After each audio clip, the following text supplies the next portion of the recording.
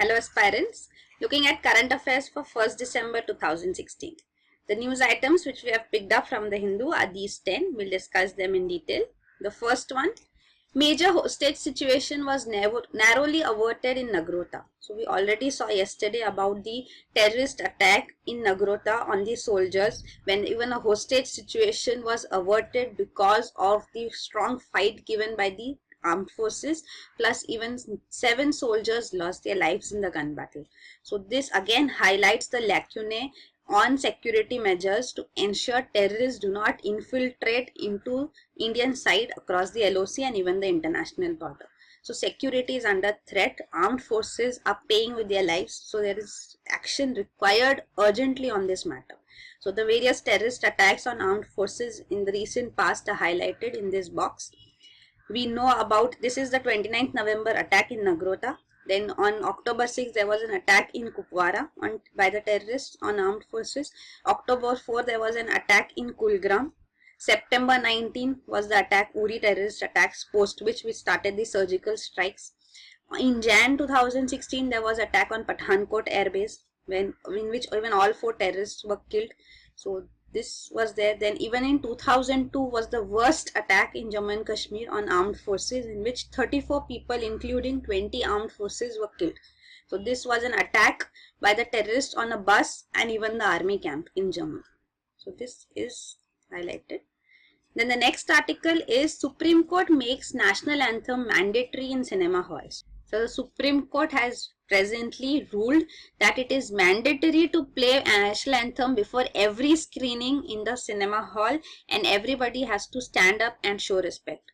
Also, all doors in the cinema hall should be remained closed while the national anthem is being played to avoid any kind of disturbance. So this, the Supreme Court says, will give an opportunity for people to display their nationalism. It says that it will instill a feeling of committed patriotism and nationalism amongst the people. So express your love for the motherland through the national anthem. It also refers to Article 51A of the Indian Constitution, which is a fundamental duty. Article 51A lists down all the fundamental duties which was inserted in the Constitution by 42nd Amendment of 1976. So in this fundamental duty, one of the duties is that every person has to show respect to national anthem and national symbols, even abide by the Constitution. So these are also referred to, but then fundamental duties are non-justiciable in nature. Means you cannot be prosecuted for not fulfilling your fundamental duties in the courts of law. Anyway, they have their own significance. So it was based on a petition which was filed in the Supreme Court referring to the Prevention of Insults to National Honor Act of 1971. So any provision under this and prosecution under this, that is justiciable. So if this act has been brought in to enforce this provision under fundamental duty. So this petition was asking that national anthem is sung in various circumstances which should not be permissible, and they are against the law. So there should be provisions put forth. Commercialization of national anthem should not take place. So on this a petition was filed, but while giving an order on this interim order has been passed by the Supreme Court, where it is asking for mandatory playing of national anthem in cinema halls.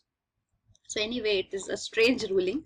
But then it also says that commercial exploitation of national anthem should not take place. There should not be any dramatization of the anthem, not inclusion of any of its part in any variety show. Also, it should not be printed in any place which should be disgraceful for its status. It should not be displayed or recited in an abridged version. So abridged version means cut down, shortened down version. So these are also the rulings.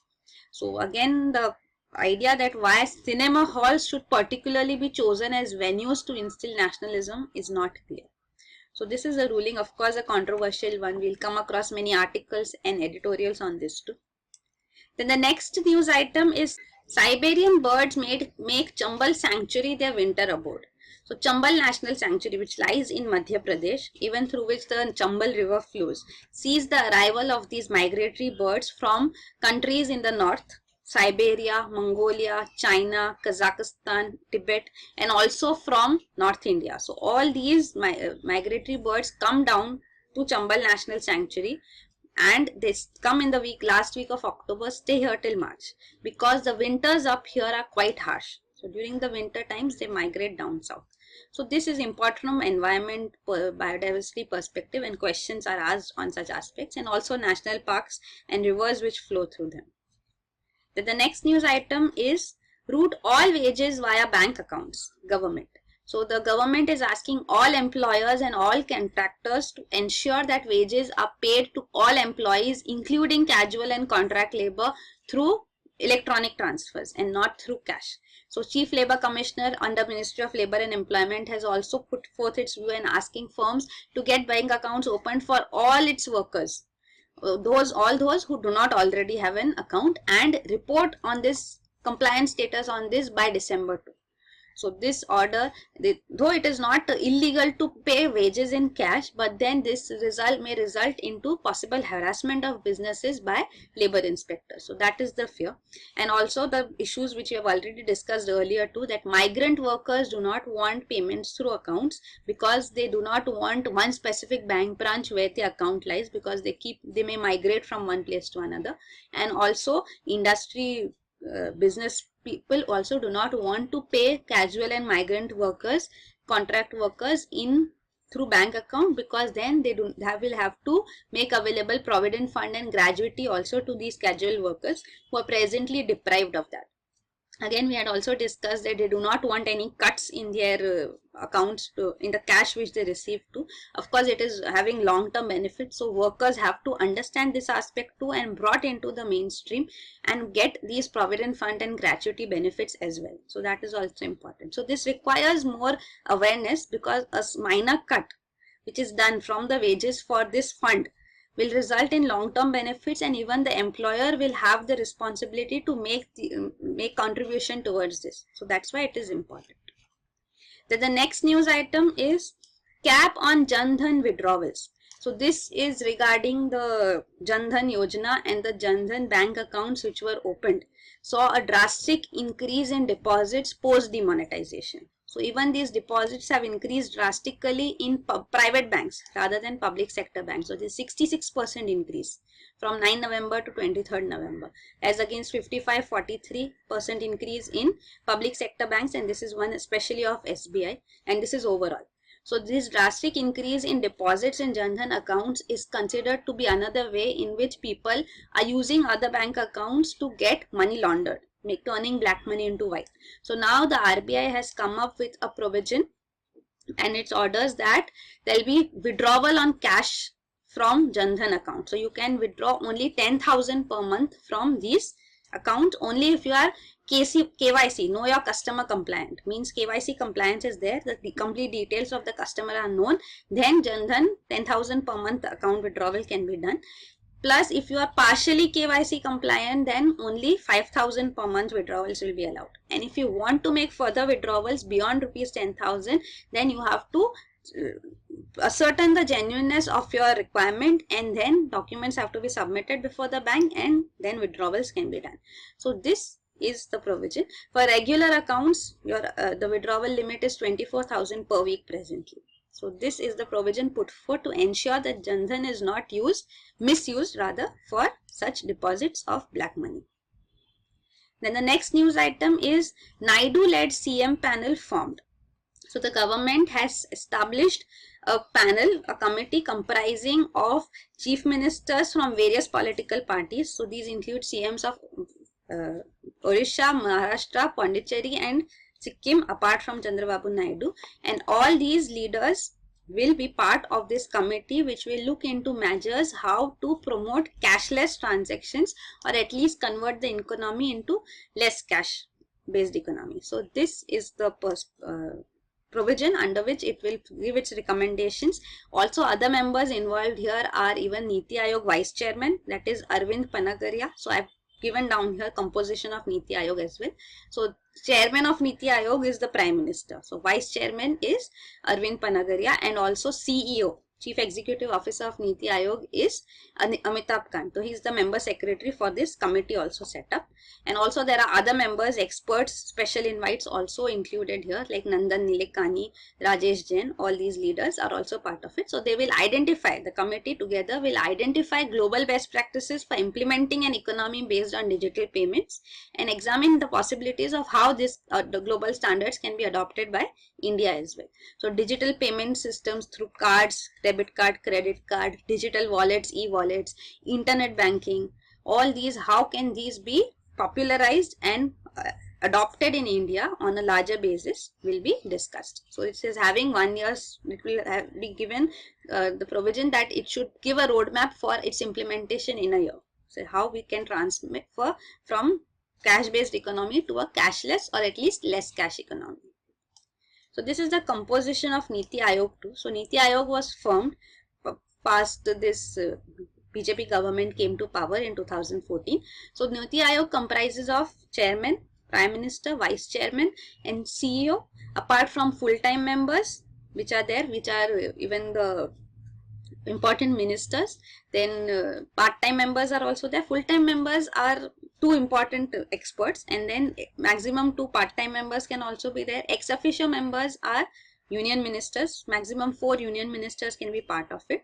It has special invites too, who are appointed by the Prime Minister, and there are various councils part of it too. So 2 major councils: Governing Council comprising of all states representation, and regional councils on specific issue having membership from states again are also there. So this is the composition of Niti Aayog. It replaced the Planning Commission. So Planning Commission was bringing forth 5-year plans. So every 5-year plan had to be finalized by the Planning Commission, and it was also looking into planned expenditure. So all those aspects have been taken away now. The more devolution of powers to the states is what the center believes in. Cooperative federalism is the term which Prime Minister used to bring forth this idea that states should have more power to decide on what schemes, what sectors do they want to spend. So giving more autonomy and to the states, bringing in federalism. Federalism means more autonomy to the states. So center state working together, center not dominating. So cooperative federalism is the term which is used here. So this is the difference between Planning Commission and Niti Aayog to discuss here. So if functions of Planning Commission was to formulate and review 5-year plan targets and goals and advise on specific issues. But for Niti Aayog, the objective is develop a national agenda. Niti Aayog stands for National Institution for Transforming India. Then the next news item is agriculture spurs GDP growth to 7.3%. So this is second quarter Q2 growth which comes forth right now. So financial year is divided into 4 quarters. So starting from April to next year's March. So April 2016 to 3 months, April, May, June was first quarter. July, August, September was the second quarter. So presently the data regarding July, August, September, the Q2 second quarter of the financial year is out, and that is being put forth here. So in second quarter GDP growth was 7.3% and GVA, gross value added growth, was by 7.1%. So what is GDP and what is GVA? We have discussed earlier too. I will bring it forth again once more right now. Plus also about nominal GDP growth, it says that also picked up by accelerating from 10.4% in first quarter to 12.1% in second quarter. So what is nominal GDP growth also we'll see. So what is GDP? GDP stands for gross domestic product. So there's something called GDP and then also something called GNP. So gross domestic product is the market value, the final value of all final goods and services produced within a period of time, presently 1 year or a financial year, by factors of production located within the country. So GDP will take into consideration only the new current production which takes place. It excludes products which are produced abroad, goods and services abroad, which are though owned by domestical factors of production but not produced in India. So within India, that is GDP, and intermediate goods are also excluded. Only final goods are included. And what is GNP then? Gross national product. So gross national product is the total income of all the national factors of production within an economy. So it will take into consideration all those foreign entities, people providing services and even businesses belonging to India which are functioning abroad. So that is added, plus foreign entities in India within the national geography of India are excluded. So that is gross national product as such. So this is the difference between the two, will be factor payments from abroad minus factor payments to abroad. So addition is this and subtraction of what is going abroad, because foreign companies here, they will work but they'll send the money back to their own home country. Same way for even people, foreign people working here. So that is taken into consideration in GNP. So that is like wages, profits. So people will have wages, companies will have profits, rent, interest, dividends on assets, all that.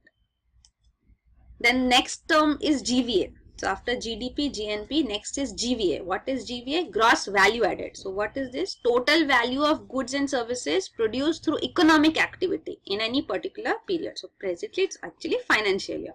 So GVA excludes from GDP all the taxes and adds up all the subsidies. So in GDP, taxes are also there. So because taxation is also paid, but that does not help in production, any economic activity. So taxes are to be deducted and subsidies which have been provided by the government. So that subsidies are not because of any economic activity. So the contributions from the government, and these are contributions going to the government.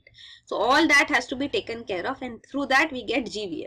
Gross value addition. So taxes and subsidies are not part of value addition in production. That's why they have to be excluded. So this gives you a clearer idea about the economic activity taking place in a country in production of goods and services. So that is gross value addition, excluding taxes, including subsidies, because in this GDP, any product you are taking, taxes are also included. So why taxes should be included? So that's why subtract taxes, and subsidies are deducted because that amount the entity must have spent, a company must have also spent, but it has got subsidy.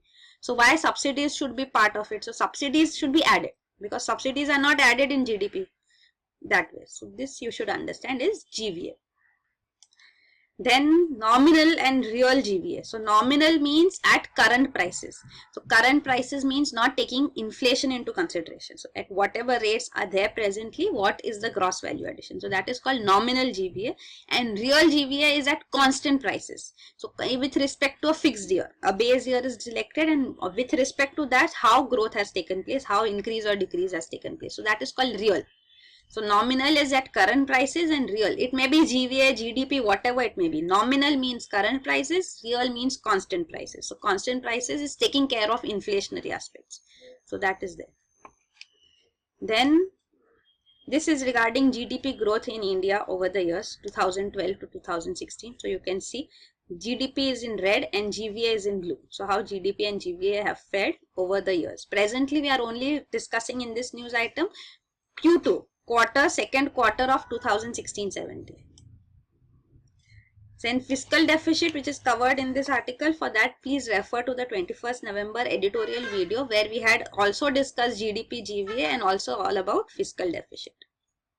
So coming to the present news item, so all these aspects are much more important than what is there in news for quarter 2, because this will not be asked to you, because in UPSC in prelims also they generally asked on terms, that what is the meaning of such terms which generally come up in economy. So presently the news is that GDP GVA growth has taken place, and this is because of agriculture. So nominal GDP has also picked up. So this shows, nominal GDP shows that it's the underlying strength of the economy. So without adjusting to inflation to at current prices too, the picking up is taking place. Then another term put forth here is some sectors have contracted. So mining and quarrying sectors have contracted, and this it says is mostly due to base effect. So again you should understand what is base effect. Again UPSC may ask you, base effect is a term which you generally hear in economy. What does it mean?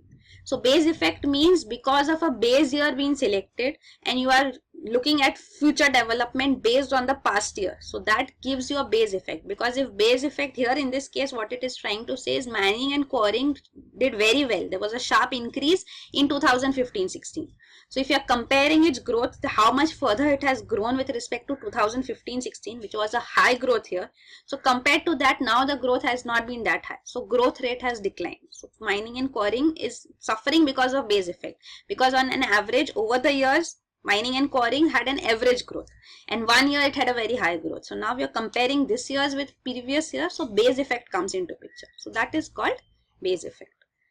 Then another term used here is about, it's talking about private investments been low. So gross fixed capital formation is the term which, or the value which gives an idea about private sector investment. So this has grown low. It is only 29% of GDP in Q2, second quarter of this financial year, as against 32.9% in the same quarter in 2015-16. So private sector investment is not picking up, plus government sector, higher spending by government and higher consumption in the economy, consumption expenditure has increased, that is spurring growth rather than private sector investment. So there is a lacuna. Then it's talking about fiscal deficit too, that fiscal deficit is what percentage of the GDP in the current quarter. So that is being discussed. So as I said, for fiscal deficit, please refer to the video on the editorial on 21st November. Then the next news item is core sector growth accelerates to 6.6%. So for this, we should again understand the terms. Those are more important, because news today, news in this period will not be fresh news when you are giving the exam prelims. So at that time, this will not be fresh news. Plus even at the time of mains next year, it will not be fresh news. So there will be many more developments coming up and you will be studying them in news. But then these terms, concepts will remain the same.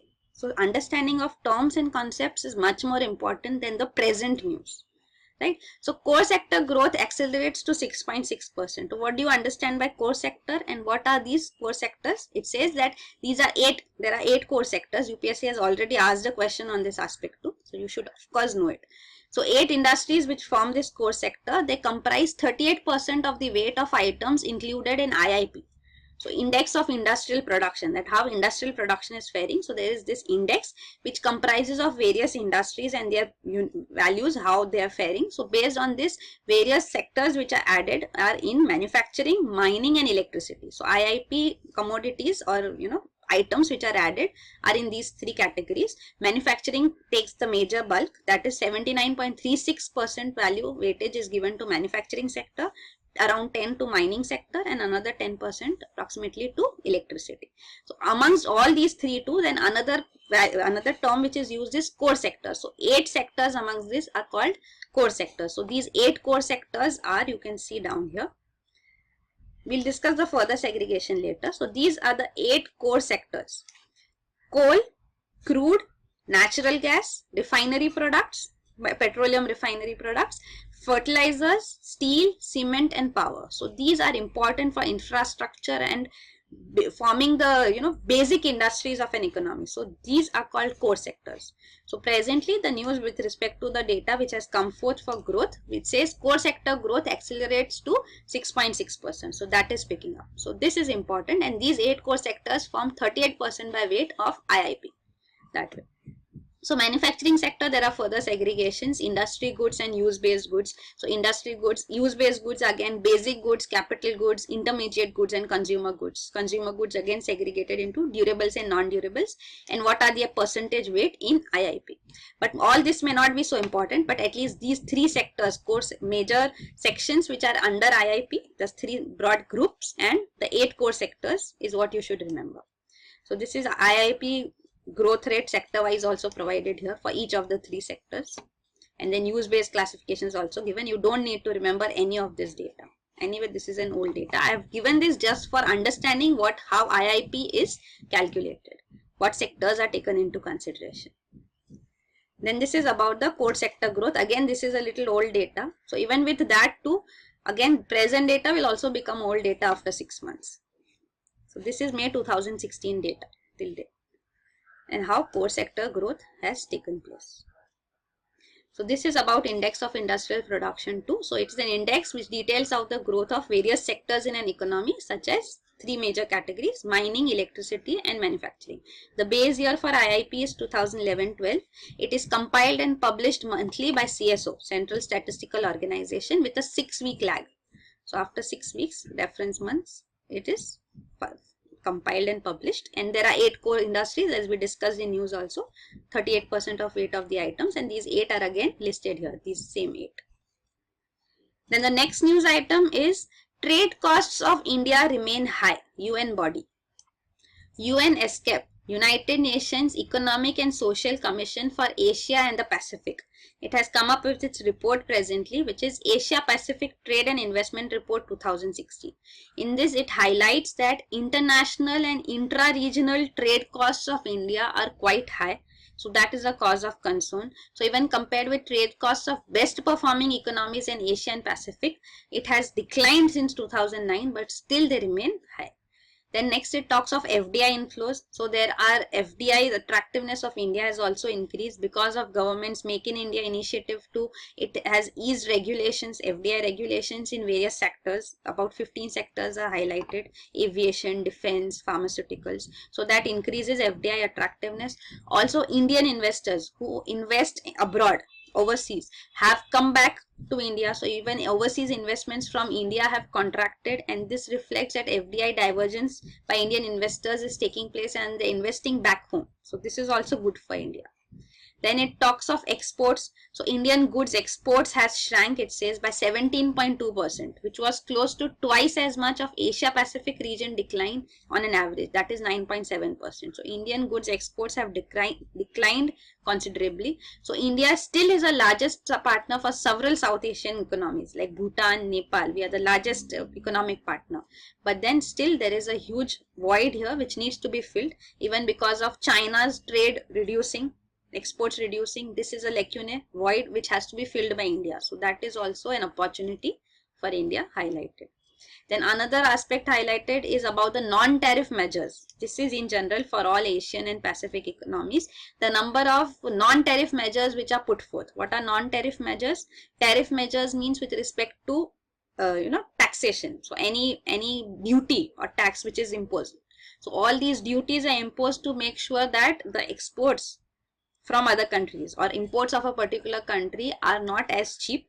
So to ensure restricting imports in the country, any country would bring in these tariff measures. The duties are imposed. So if you want to restrict luxury items being imposed into India, being imported into India, so for that measure you would put in a duty.